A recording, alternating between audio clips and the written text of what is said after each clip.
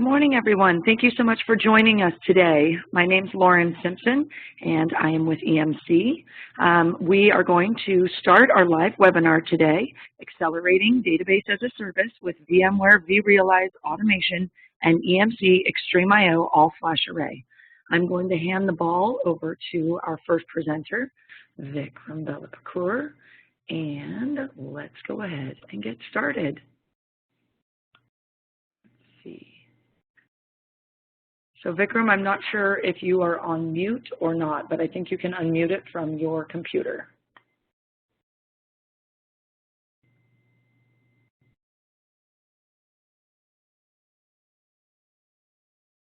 Hi guys, can you hear me? Now I can hear you. Great. Awesome, great. Thanks, Lauren. Good morning and good afternoon, folks, depending on where you are located. Thank you for joining us for this XtremIO webinar series. My name is Vikram Bellapur. I'm a Solutions Marketing Manager with EMC's Core Technologies Division, focusing on virtualization and cloud computing. With me, we also have Sudhir Balasubramanian from VMware. Sudhir is an Oracle expert, and we are also joined on the panel by Yoav Eilat from EMC Core Technologies, and his focus is on database solutions. Today, we'll be discussing how to accelerate and optimize databases as service, specifically Oracle Database as a Service, using VMware vRealize Automation and EMC XtremIO All-Flash Scale-Out Storage. So here's a quick bio. As you can see, I have been involved with enterprise IT for over 15 years in both technical as well as business roles. My experience spans enterprise Java applications, open source platforms, virtualization and cloud computing, as well as enterprise data storage technologies. Now I'm going to let Sudhir introduce himself. Good morning. Thanks, Vikram. Good morning, good afternoon, guys. My name is Sudhir Balasubramanian, and I have been with VMware since 2012. I'm a senior solution architect. I specialize in Oracle technologies, and I work for the Global Center of Excellence team. Prior to joining VMware, I worked as a hands-on Oracle DBA, Oracle architect for 20-odd years before I joined VMware. Thank you. Great. Thanks, Sudhir. And now, as for the agenda, we will be exploring some of the IT challenges that specifically relate to databases in enterprise IT environments. Sudhir will then introduce some of the key vRealize automation capabilities that can help automate database lifecycles and deliver databases in an on-demand as-a-service model. He will then dive deeper specifically for Oracle and lay out critical considerations for delivering Oracle Database as a Service. I will then provide storage perspective and illustrate how EMC XtremIO, with its intelligent design and revolutionary architecture, can help efficiently and effortlessly accelerate and optimize the database as a service use case. So let's dive into it. So what's happened with databases in enterprises, right? Really, there has been a tremendous sprawl. The database landscapes have gotten bigger and more complex over time. Organizations typically have many instances of databases, and they're not all, they don't all look alike as well. They vary in sizes, types. There are too many variations in terms of versions and configurations in which these databases are consumed. With this notion of continuous development, which is at the heart of new agile DevOps processes, the provisioning has gotten a lot more frequent. And these database instances have varying service level needs as well. So really, there are too many of them with too much variation and too much varying expectations. So to validate our conviction, we recently conducted a survey of our XtremIO customers to see how their database environments look. Here are some results, and I think they are really eye-popping. This slide shows that number of instances IT has to manage. It's just staggering. More than 3/4 of our customers have more than 200 database instances. 200. That's a huge number, and they're not all Fortune 100 companies as well. It's a mix of mid-market and enterprise customers with a large number of database instances that they have to manage. So we looked at we wanted to see where these instances are coming from. Are they copies? Are they primary instances? And it turns out there are lots and lots of copies. There are more than 80% of our customers have more than 10 copies of any given production database instances. That's a lot of copies.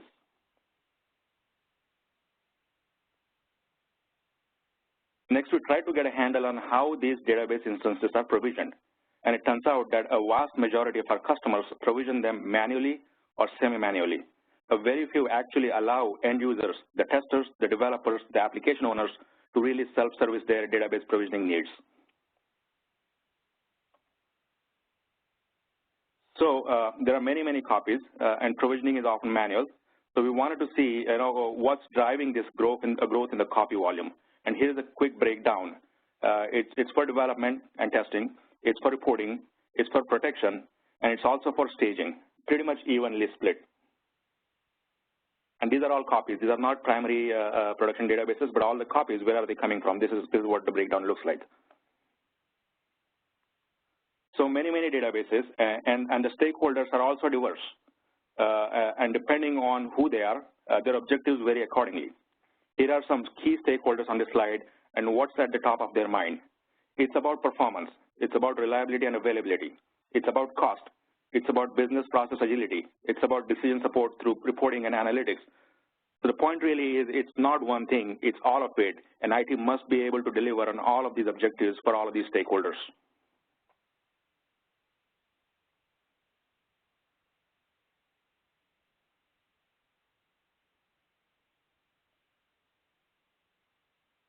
And here are some of the concerns that these stakeholders have. I won't go through all of them, but the key takeaway is in the blue box at the bottom of the slide. This is an IDC finding. The key cause of slow application development, which affects business agility, is associated with managing and refreshing database copies for test and development. So it's really a copy data management problem at the heart of it. So how do we overcome these challenges and deliver what the stakeholders desire? Right, so we think the answer really lies in the cloud, database as a service. The key is to standardize, automate, and consolidate. Most organizations can really standardize their databases into 3 to 5 variants of versions and configurations. They should absolutely do that. They also need to automate the whole database lifecycle, and tools like VMware vRealize can help with that. And they need to consolidate efficiently and effectively. And the storage platform like EMC XtremIO can enable just that. So I'm going to pass the ball to Sudhir to talk about some of the vRealize capabilities as well as the Oracle considerations. Just give me a minute for that. Thanks, Vikram.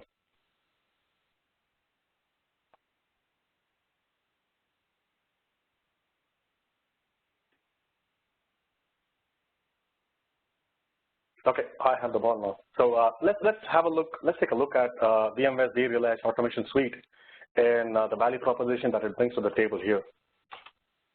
And hopefully I can, all right, good, it works. VMware Cloud Management Leadership, right? So here's a quick cloud management mental landscape, and it's very clear that VMware is a leader by a very long distance.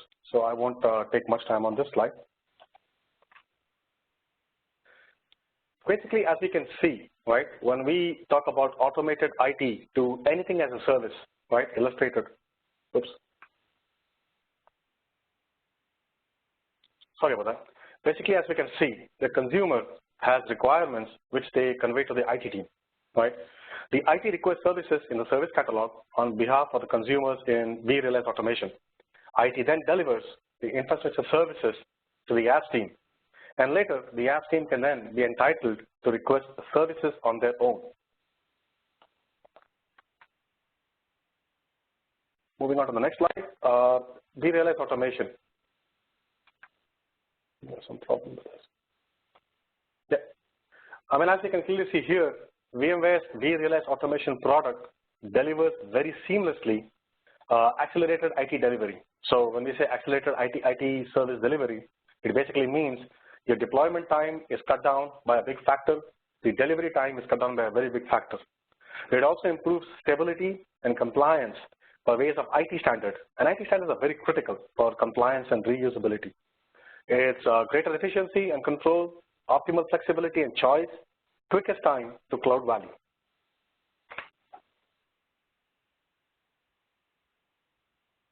And let's take a look at the unified service catalog that vRealize automation provides. So vRealize automation, or VRA as we call it, it provides a unified service catalog that gives consumers an app store ordering experience to make requests from a personalized collection of application and infrastructure services, right?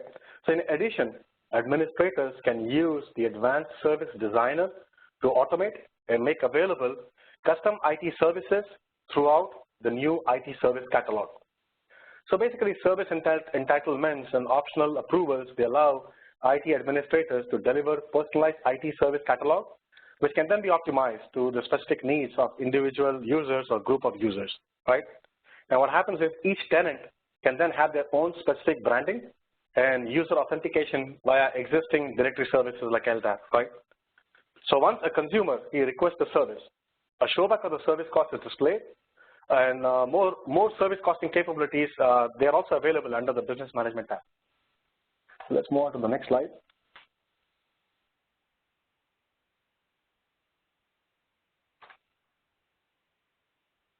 So policy-based governance, right?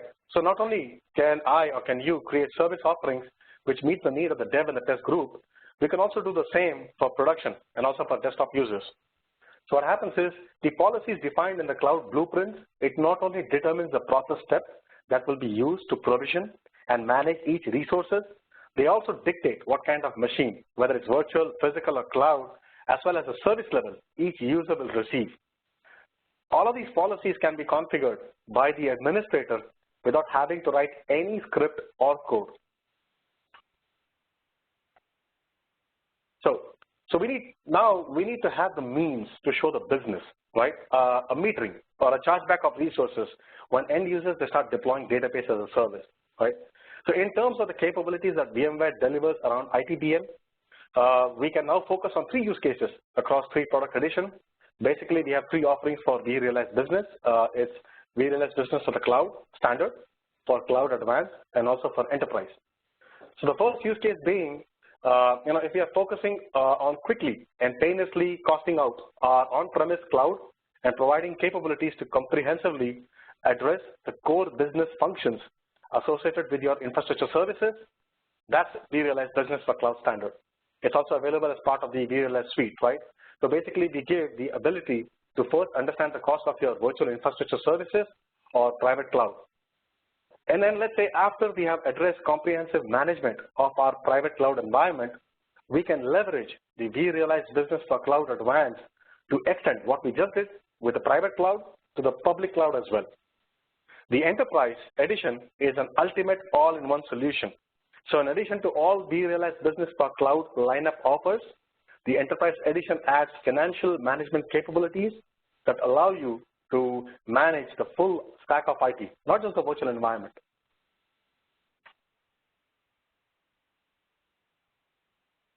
All right, so let's talk a bit about automating and how we can automate Oracle RAC database as service. That's the use case that we are addressing in the solution today here with vRealize automation.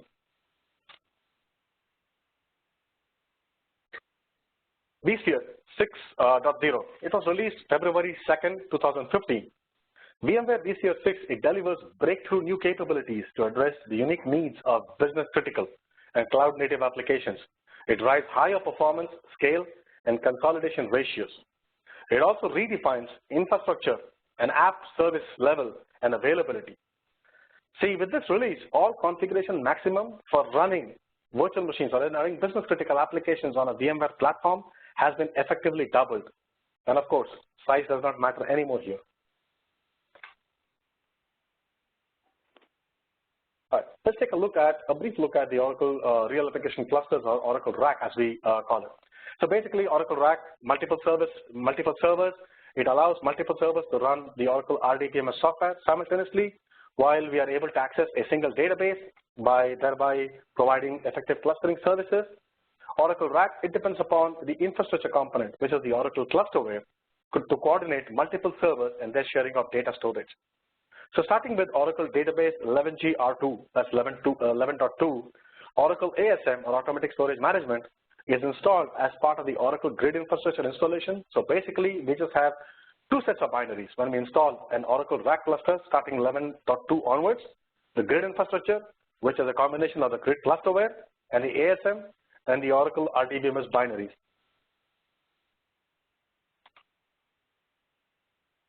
All right. So let's take a look at why Oracle RAC on VMware, right? I mean, like I said, I'm from the field, so many a time customers, they come up to me and ask me, you know what, clustering technology and clustering, right? Does it not step one on the other? It's actually the other way around. vSphere HA on Oracle RAC, they are very complementary technologies, right? You have greater uptime than actually running Oracle RAC on physical. See, provisioning of new Oracle RAC nodes are very faster than physical, right? Let's take an example here. Oracle RAC on physical. If you're given a workload X with stringent SLAs, and let's say one of the physical servers dies, right, in a 2-node Oracle RAC cluster, one server has to bear the brunt of the workload X in order to maintain the same SLAs. This leads to performance degradation until a new node is added to the cluster or the crash server is brought online, right?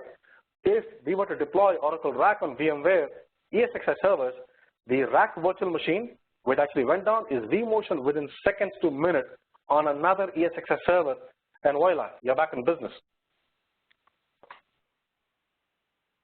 All right.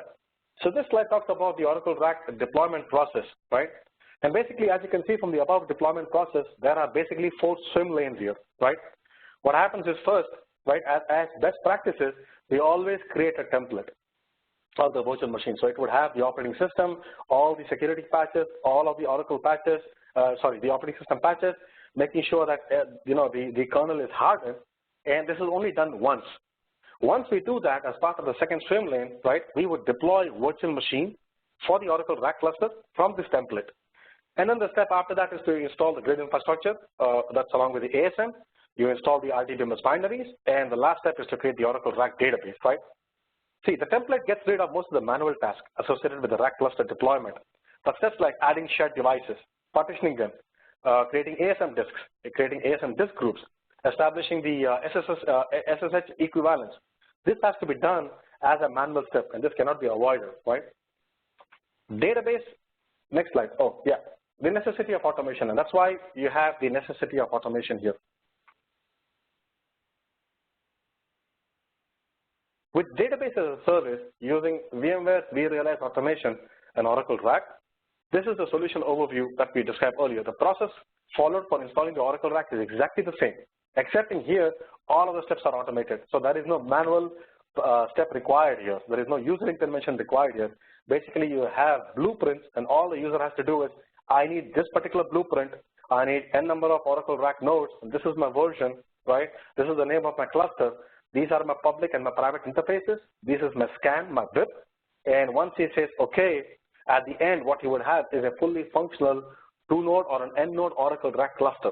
And we will look at the solution overview in a couple of slides now. Moving to the next one.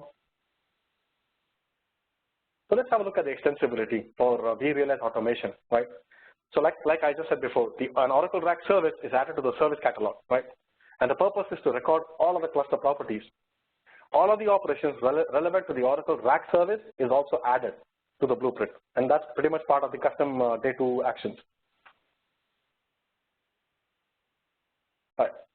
So basically, it's possible to add or remove nodes, delete a full cluster, right? But one thing we have to keep in mind is anytime we do add or delete nodes, the operation would have to be performed on the Oracle layer first before we do the same on the vSphere layer.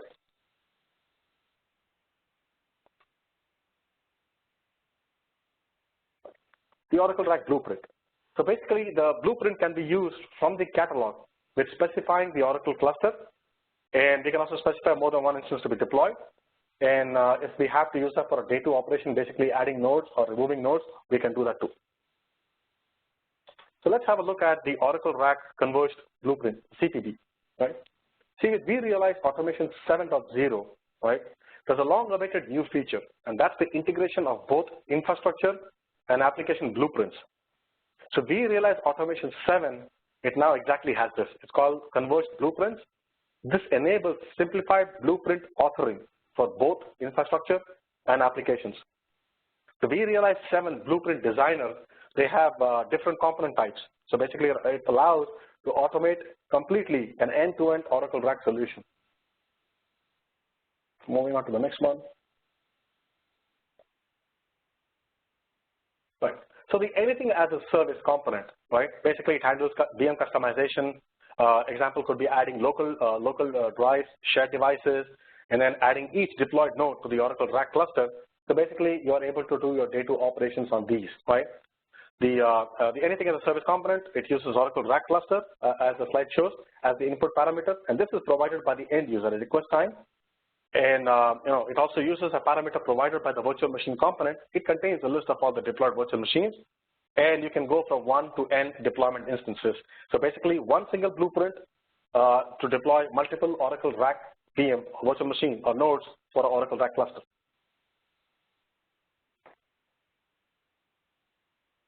So let's take a look at the solution overview, right? So there are some prerequisites and installation requirements here.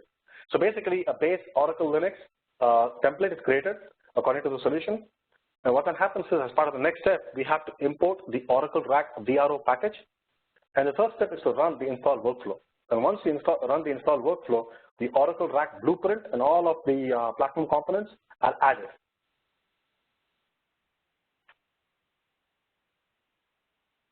Right.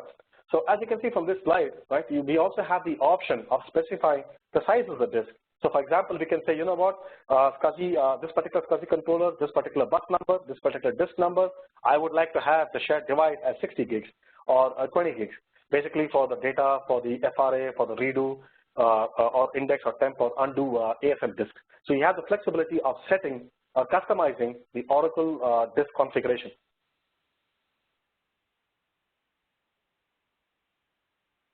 The blueprint is then edited. So once blueprint is edited once to use the Oracle RAC template. So basically here, what happens is, as part of the blueprint, right, we also create a customization spec. And once we decide to clone virtual machines from the template, we use the customization spec in order for us to specify the networking aspect. So basically, what is the public IP? What's the private IP address? What is the net mask? What's the gateway? We can also prompt for the VIPs and all that stuff.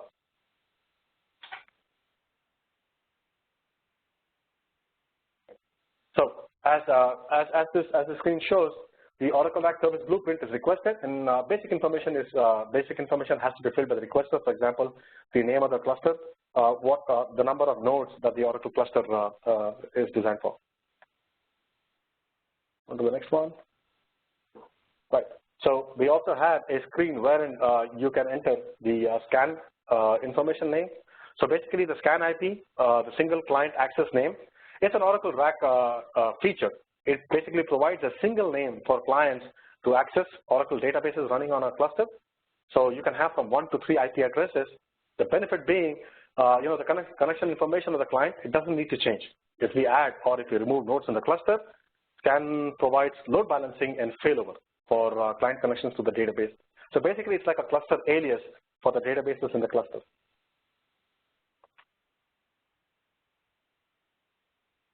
And then once we come to this screen, we will be prompted for the IP information for every node. So basically, the private IP address, the public IP address, what's the subnet, the gateway, the DNS information, and also the domain name. And once we gather all the networking information, the virtual machines are then deployed. So basically, the Oracle Clusterware and RTVMS silent installation model. So installation done via scripting without prompting the user for any inputs. That model is being used to deploy an N-node Oracle RAC cluster. All right, let's take a look at some of the database solution use cases that we are targeting as part of the solution here. So these are some of the use cases that we have targeted as part of this release. So basically, provisioning a single instance or an Oracle RAC cluster virtual machine, provisioning clones of databases for test and dev environments, provisioning clones of database with data masking, metering, reporting, how do we decommission a database virtual machine, and how do we even migrate traditional DB from DB to database as a service. So basically, we are harnessing the power of XtremIO with REST API. All right, so let me now pass the ball back to Vikram.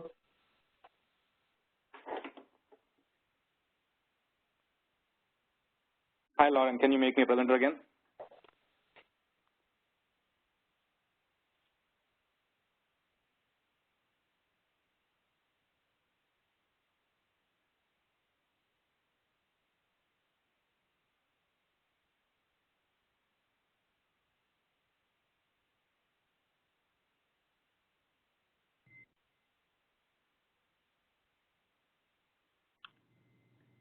All right. There you go. Great, thank you. So now I'm going to talk about the boring stuff, the storage, right? I mean, it's at the bottom of the stack. Who cares about storage? But as it turns out, being at the bottom of the stack, it can have profound implications on everything, how everything above it works and operates, and how flexible the infrastructure can be. So I'm going to go through some of the XtremIO, core architectural details, some of the features and functionalities that are really applicable to this modern cloud-based database as a service kind of model. So really, I mean, when you look at, what do you need from storage to be able to be an effective storage in a database as a service kind of environment? I think the most basic thing is acceleration. And it's not only about performance. They need to be able to accelerate the performance of the applications or the databases that sit on top of it. But it's also about accelerating service delivery. How can you quickly provision these services with the least amount of overhead on the entire infrastructure? So that's acceleration of service delivery as well as acceleration of the database performance. I think the second important part is consolidation. It needs to, so many times in a database as a service kind of environment where your end users are provisioning their database for various different reasons, the workloads don't look alike. Some of those may be OLTP workloads, some of those may be used for DCN support system, some of them may have very stringent SLA needs, some of them may not have stringent SLA needs. So you need a platform, a storage platform that can really effectively consolidate these databases who have varying performance characteristics and expectations. But that's part of it. It's only being effective is one part of it. It needs to be efficient also while consolidating. And what that means is, in this private cloud environment where you're delivering, either it's an infrastructure as a service, platform as a service, or a database as a service, really there is a lot of duplicate data.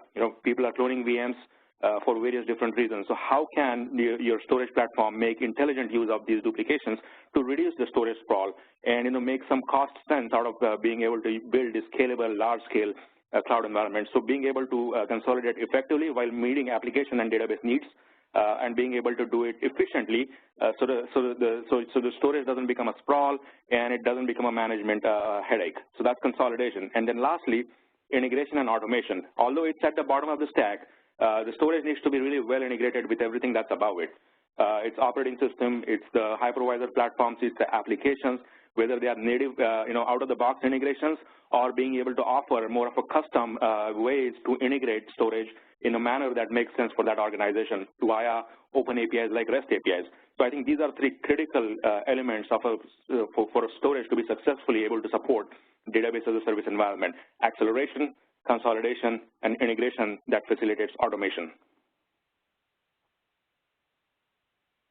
So I'm going to talk a little bit about the philosophy behind XtremIO. So when Flash really first came to market, a few years ago, Flash extremely fast media, the first instinct for most vendors, and rightly so, was that we can now use this media to go really, really fast. We can deliver a whole lot of IOPS, and we can reduce the latency. And and we agree with that. That's absolutely something that needs to be done. But XtremIO thought that's kind of table stakes. It's the media offers you those capabilities out of the box. Maybe we can do something smarter with that. It's a fundamentally different media. We can think about storage fundamentally differently, re-architect the storage around the capabilities of a Flash, around really the new realities of today's world. Storage fundamentally has not changed in last 15 years, 20 years architectures. Maybe this is the opportunity to look at it from a clean lens and see if we can do it better, see if we can do it smarter. So maybe not just go faster, but also get smarter with storage, because this new media offers you opportunities to really tackle the realities of this new world. And maybe put together, going fast and getting smarter will enable some unique business value for our customers that will make them more competitive. And so that was the philosophy behind designing Flash. And so we took a clean slate approach in designing the storage, and what we came out with was XtremIO. And so, and I think the proof is in the pudding, right? It shows, we were late to the market because we were focused on getting the architecture right. But we're number one today by market share, by many other measures, by IDC, many different analyst reviews also. And that's partly because we took time to get the architecture right. And the architecture was really relevant for today's world. I'm not going to go through all these numbers, but essentially shows you XtremIO, 34% market share. That's the 2014 number. We're expecting that to be much higher in 2015. Just to give you a perspective, our market share is greater than the market share of number 2 and number 3 all-flash vendor put together. So what is XtremIO? I mean, XtremIO is kind of, builds upon this building block concept, and what we call XBrick is like a building block. It's a self-contained building block that has everything you need in a storage to start with. So what does XBrick have inside of it? It has 2 active controllers. Both are active. These are active controllers, both working at the same time all the time. These controllers, between 2 of them, have abundant processor resources in the form of CPU. They have a lot of RAM in the form of the DRAM that's part of the controllers, and they hold 25 enterprise class MLC drives. Now, the XBrick is available in 10 terabyte, 20 terabyte, and 40 terabyte. These are raw capacities without factoring in any data reduction. They're available in all these 3 flavors. Irrespective of that, the drives remain to be 25 drives. And that allows us to scale linearly and predictably, irrespective of the scale and the capacity. So, I mean, this slide, in my opinion, these 4 quadrants summarize what is XtremIO. I think the most important and the critical element of XtremIO is the one on the top left corner, which is scale-out architecture. We believe scale-out is absolutely must in today's world. Scale-out essentially means you can grow and scale in a building block manner. You can start with 1 XBrick, you can add 1 to that, you have 2 XBricks, you have 4, 6, and 8. So you can put 8 XBricks in a cluster. Whether it's a 10, 20, or 40 terabyte XBricks, it doesn't matter. So in a fully populated cluster, you will have 16 controllers actively serving the IOs and serving the workloads and serving the database all the time. I think that's foundational to being able to deliver any smarts that storage can provide. So building on that scale-out architecture, really we can provide the data services, the one that's below the scale-out architecture. We can provide these data services inline all the time. And that's really key. You know, a lot of vendors would say we have data services, but they are not inline; they're post-processing. Or the ones that have inline data services, you may see performance degradation as soon as you turn on those services. In our case, that doesn't happen, and that's why they're always on. There is no penalty of using them. There is absolutely no performance penalty, and so there's no reason for you to turn them off. I'm going to go through these data services in a little bit more detail later on, but I would just want to point out to the writable snapshots, which is also called XtremIO virtual copies. Essentially, today's world has gotten extremely copy heavy, and so we integrated this virtual copy concept or the virtual copy technology right in the array, and it's done right in the metadata. Whether you're copying a VM from a template because somebody wants a database VM that looks like Linux with Oracle 12c installed in that copy is done right in the metadata. Whether somebody wants a copy of a production database for test and development purposes, it's also done in metadata. Or somebody wants a copy of a LUN that has a number of VMs, that can also be done right in the metadata. So no matter what the copy operation, copy by definition is duplicate, and we handle it right in the metadata, and that's our XtremIO virtual copies. Going beyond that, copies are kind of dumb on their own, but if you can add smarts around copy, how do you manage the life cycle of that copy? How do you refresh that copy on the fly? How do you restore from the copy? How do you link those copies through application interfaces so the application users, when they make a copy, they actually use XtremIO's native functionality, efficient native functionality. That becomes our integrated copy data management, the one that you see on the top right corner. So now copy data management as a solution has been around for some time. It's typically been a bolt-on solution.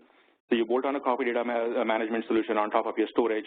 Really, there is no coupling between the solution, CDM solution, and the storage, and so it's not efficient. It's also not very, from performance standpoint, it's extremely taxing for storage.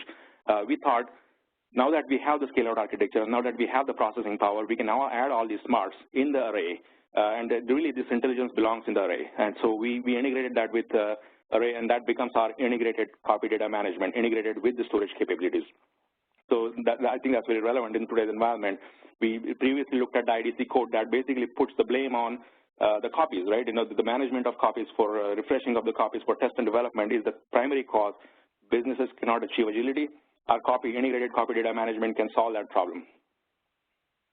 And then lastly, application integration and ecosystem. So XtremIO is really well integrated with a number of different platforms, a number of different applications. You can see some of the logos here. That's not a comprehensive list. That's just a few of the applications that we wanted to highlight. So we work really well with vSphere, vRealize. We work really well with Oracle for that matter. And so through this integration, we can enable the XtremIO native functionality through these application interfaces and the platform interfaces. And then secondly, it's also about the data center services. Now you're building your private cloud and you're putting your mission critical applications in your private cloud. You want to be able to leverage the data center services like, disaster recovery, like high availability through, stretch clustering, like data protection, things of that nature. We, being part of EMC, are fortunate to have a strong ecosystem of data center services, and we integrate really well with those services. So out of the box, our customers can leverage all of these integrations and ecosystem, the data center services with XtremIO. So I think these 4 quadrants define what XtremIO is. And so now with scale-out architecture, what can you do? In this example, you have 4 X bricks. 4 X bricks meaning 8 controllers, and there are 100 drives split between those 4 X bricks. And these controllers, the 8 controllers, are really tied together with a high-speed 40 Gbps RDMA InfiniBand fabric in the back end. Now, the InfiniBand infrastructure comes with the array. You don't have to buy the extra switches to do that. It comes with the array, and it really facilitates intercontroller communication, whether it's for balancing, whether when you're scaling the capacity, whether, your controller 1 is trying to access the data that's on, the disk tray number 3, it's all done through the RDMA fabric. And RDMA fabric really makes this a closely coupled scale-out architecture. Now, what else can we do with this control? One of the things is our controller resources scale as you scale X bricks. That's very critical. In a scale-up architecture, for example, which is a very predominant traditional architecture, your controller resources are static, and you're almost always wasting half of the resources being in the passive mode, waiting for the active controller to fail. Well, that was kind of an okay architecture in the age of spinning disk, right? Because the disks used to be the bottleneck, controllers rarely became a bottleneck, and it was okay to have fewer controller resources, but in the age of flash, when you change the media to really high-speed flash drives, you're moving the bottleneck up to the controller. And you need to be able to have controller resources that can handle the drives underneath them. That's one part of it. Secondly, because we have these controller resources, we have RAM that scales, controller RAM that scales with the capacity. So that allows us to keep all of our metadata in the controller RAM. Now, metadata is extremely important.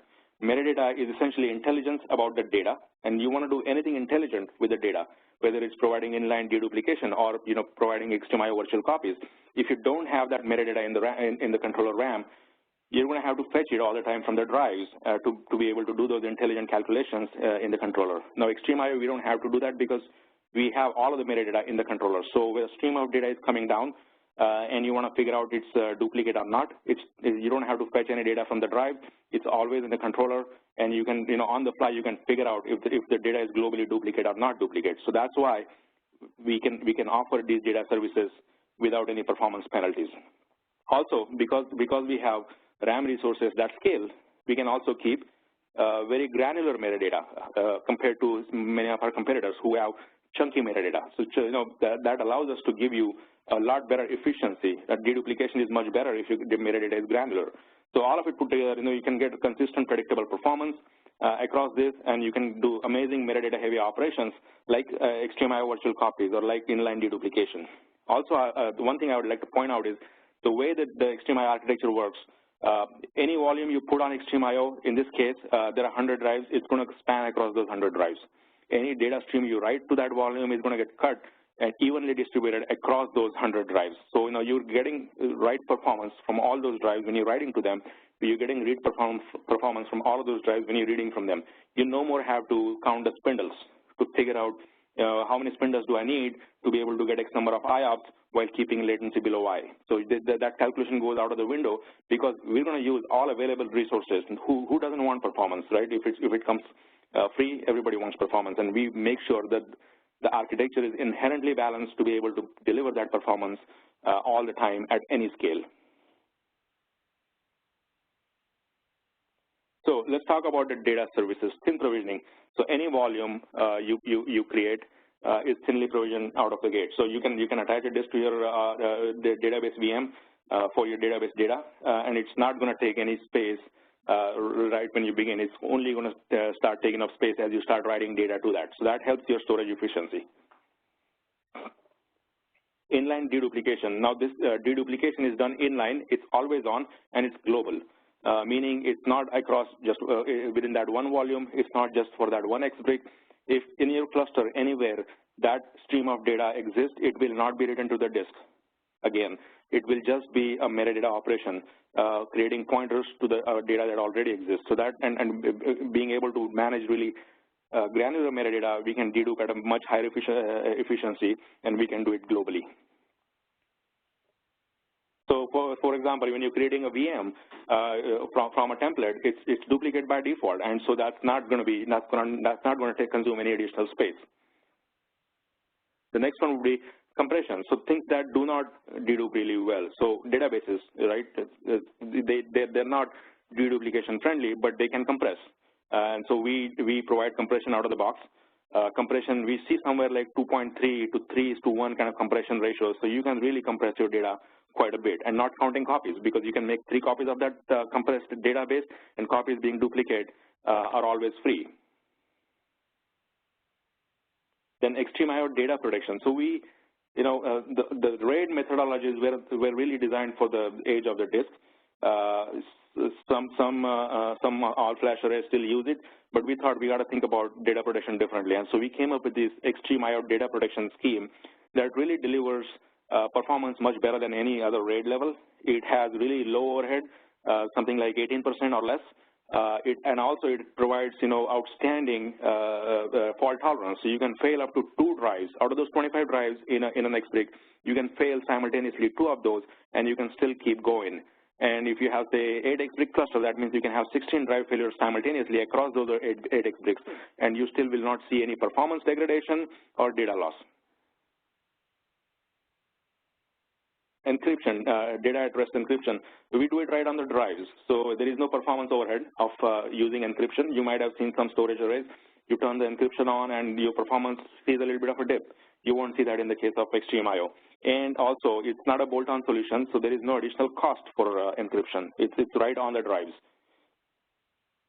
And then lastly, XtremIO virtual copies, or those writable snapshots we earlier talked about. In this copy-heavy environment, being able to make those copies and being able to manage those copies effectively is very important. And so we provide that in the form of XtremIO virtual copies.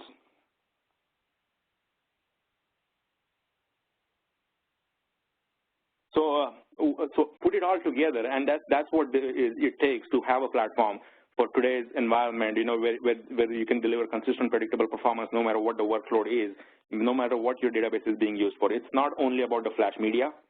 It's not only about the scale-out architecture. It's not about the in-memory metadata. It's all of it put together, and you layer on top of that this fingerprint-based uniform data distribution that makes use of all available resources, drives as well as controller resources, evenly, uniformly, and that's how you deliver consistent, predictable performance at any scale all the time. And the point that I would like to stress here is no tuning or optimization, and that's quite radical in the world of storage, especially for databases. Typically, your database, your storage admins are counting spindles to make sure there is performance. They have, complex RAID metrics to figure out, how they're going to balance performance versus availability or protection needs. Sometimes they have to worry about tiers, whether it's 7.5K drives or 10K or 15K or flash drives. None of that you have to worry about in case of XtremIO. Out of the box, it will give you optimal performance all the time. At any scale. So, it simplifies the lives of your storage admins quite a bit, and it kind of takes some guesswork. You, as a user of those databases, whether you're an application owner or a DBA, as a user of the storage, you can be sure about the performance you're going to get. It's not going to change over time, depending on the load conditions or depending on what else is happening.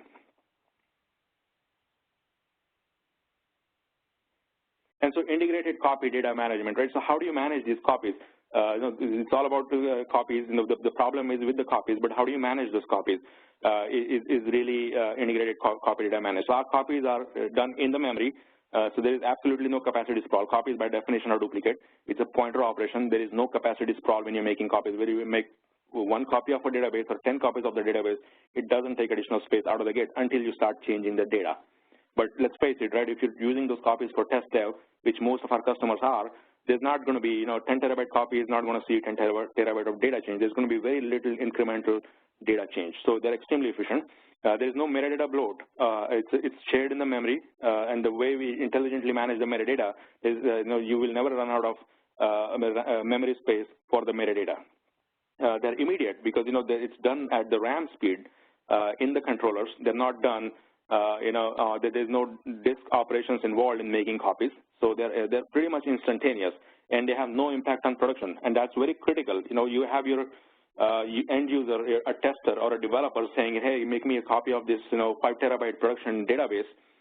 In a traditional environment, through self-service port, now you've really given the control to the end user when you're implementing database as a service. So those copies can be triggered at any time of the day. If it was for some traditional storage platforms, those copy operations would invoke a whole lot of disk IOs, and that may bring your production database or any other performance-sensitive or mission-critical workload to essentially a screeching halt. In case of XtremIO, since there are absolutely no disk IOs, copies are copies, they're duplicate, they're done in the metadata, you're not stealing any disk IOs from any additional workloads that are using the same storage infrastructure. And that's really the gist of it, right? You want to be able to deliver predictable performance. If you want to consolidate effectively, you don't want to silos of storage. The imperative is that you want to make sure that all of those workloads get the performance no matter what the conditions are. So predictability is something very, very important for our customers. And so this no impact on production is a very important feature, and we do it because we can do it all in the metadata. So the copies will have same performance as production. Imagine how that impacts the productivity of your DevOps teams or testers and developers. If they can test it on the same as production, they can get any number of copies they want. They perform as production. So your performance testing becomes a lot more simpler. So all of it, this is essentially XtremIO virtual copies. So I want to show you a couple of examples where this copy operations are really important in a database as a service kind of environment. Now imagine a situation where you have your tester or a developer saying, I want to make 5 copies. Give me 5 VMs, database VMs. I want them to be Linux version, Red Hat Linux version XYZ. I want them to have Oracle 12c. Essentially, he chooses or she chooses a template from the service catalog and says, I want to make 5 copies of this VM. Now, in a traditional environment, making those 5 copies would involve a whole lot of data reading and writing on the storage tier. Even with vStorage APIs for array integration, Xcopy operation, which eliminates the traffic between host and the storage, it still does not solve the storage problem. There is still a brute force copy being made on the storage tier. There's still a lot of IOs being wasted on the storage tier, and it still takes a lot of time, and it still, 5 copies cost 5 times more than 1 copy because they're physical copies. XtremIO changes all of that with the in-memory metadata and XtremIO virtual copies and integrated copy data management. So this is how it works in the case of XtremIO. A developer says, give me 5 copies of this Linux VM running Oracle version XYZ. That copy operation is triggered. XtremIO intelligently understands it's a copy operation, so it's a duplicate data. It's done all in the metadata. So the VMs is provisioned to the end user without actually consuming any additional space on the data tier, without actually creating any IOs on the data tier. So you have 2 tiers here. You have control plane and you have data plane. Control plane is is where metadata is managed. Data plane is where actual data blocks are sitting. It's a control plane operation for XtremIO, and that has huge implications. You can provision 1 VM or hundreds of VMs. They're going to be instant copies done at RAM speed in controller. They're going to be metadata-only operations. No storage IOs will be spent, and it will be capacity and performance. There will be no overhead because they're duplicate copies, and no performance overhead because no storage IOs are spent. So it can radically change how you can start looking at your copy operations. And let's face it, right? Private cloud of any nature, including database as a service, is a very copy-heavy environment. What does that mean for database specifically? Now you have in this example you'll see there's a production environment, and you have to make 6 copies of that production environment. The production environment is 10 terabyte, and you trigger copies of those environments for your test, development, staging, those kind of ancillary environments. So when you trigger those copies in a traditional environment, those copies are actually physical brute force copies, so they take a lot of time. Those copies are also actual copies, so they're taking up additional capacity. And then I think most importantly, those copies are extremely rigid. So what that means is, 7 days from now, your developer comes and says, hey, our tester comes and says, hey, I want to look at the new fresh data. So it's the same copy operation all over again on the network, on the storage, right? So it's not very flexible. It's actual brute force copy done every time you want to create a copy or refresh a copy. So 6 copies in this example would end up taking 60 terabyte because the primary copy was 10 terabyte. A lot of storage sprawl in the process. With XtremIO, you change all of that. As soon as say there is a production database and a user goes to your vRealize automation self-service portal and says, hey, I want to make a copy of that production database, or 6 copies of this production database, or 60 copies of this production database. It does not matter. So this, first of all, we will compress that 10 terabyte database into something like conservatively 5 terabyte or less with our compression, inline compression. Then on, all the copies are free because it's a metadata operation. Even though it's triggered from VRA, if it's properly architected database as a service environment, it's going to leverage XtremIO's REST APIs. We have native integrations with vSphere as well. And when that happens, these copies are free. They're instantaneous. They have near zero cost, and they're instant refresh. So they're extremely flexible. The minute your developer or tester wants to look at the fresh data, and you say refresh this copy, it's a metadata operation for us. And we just point to the new fresh data. Any changes you make to the copies will be captured in the same memory, in a different memory space, and that's why it's not zero cost, it's near zero cost. But realistically, it's a very little incremental cost.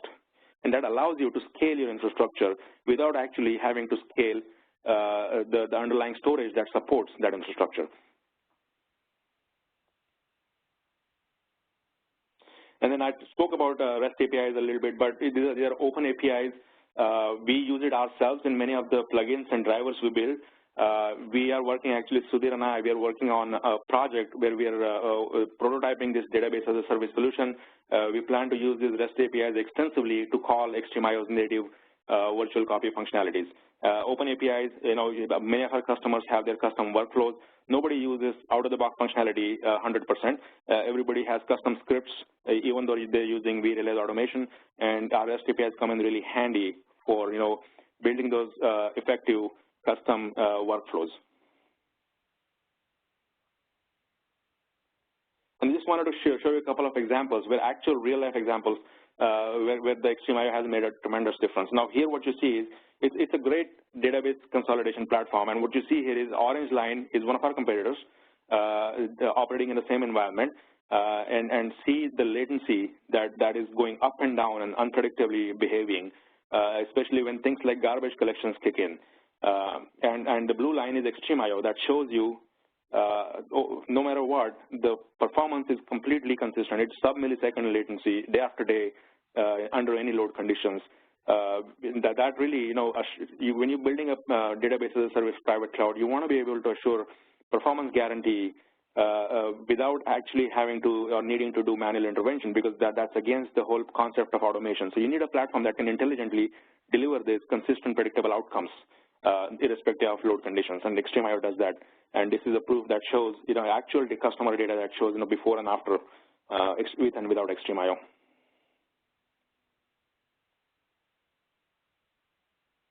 And here's a recent report that came out of Principal Technologies that really looked at XtremIO as a workload consolidation platform. They consolidated many different types of databases on XtremIO, and they came out with amazing numbers. They say basically cost per IO with XtremIO is much lower, and that goes to being able to scale out consistently.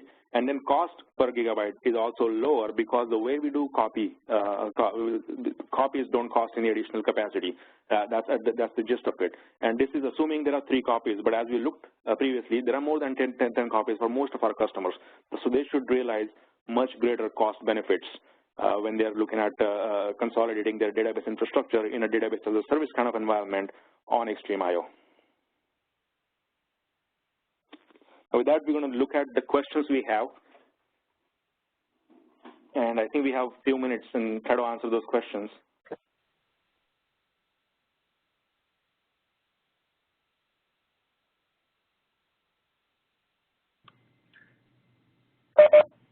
So Vikram, it doesn't look like we have any questions in the chat or the QA right now. Oh, no, one just popped up. There you go. Okay. Okay. So this one is how to handle the Oracle licensing running on VMware environment. So Lynn, please do reach out to me because that's a very comprehensive subject, and I'll make sure that I pass on all the collateral to you. But absolutely, in a nutshell, the Oracle licensing is no different running on a physical environment than running on a VMware environment. But please do reach out to me, and I'll send you all the collateral.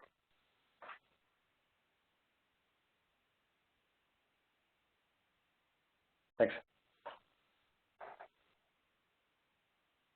Could we get a copy of this presentation deck? I think, Lauren, we're going to post the live webinar itself on the webinar page, right?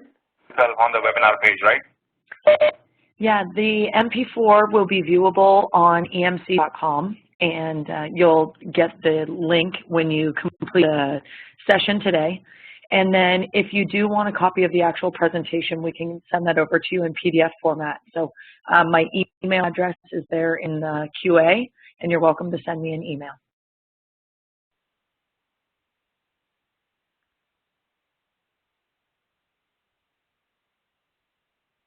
So there seems to be a question about what's the difference between Oracle VMware and Oracle Exadata infrastructure. I think Oracle Exadata infrastructure is really purpose-built for doing one thing and one thing greatly. And I think we're looking at here a platform that can be extremely versatile platform. So I think Exadata is a good solution if you just want to do one thing with it, and it does that one thing really, really well. But I mean, the solution that we're talking about is really a versatile solution that can cater to many different needs. Yeah, and again, Lynn, I can also delve into this a little more deeper. So when you reach out to me with your questioning on the Oracle licensing, definitely I can help you with understanding or having a better understanding as to the difference between Oracle and VMware and Oracle Exadata.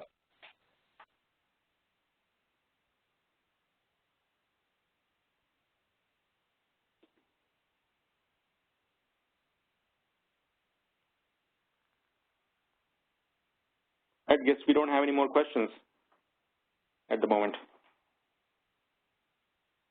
Close it out, Lauren? Okay, well, great. Thank you, everybody, for joining today. And you will get the email with the link that shows you where all of our webinars are hosted.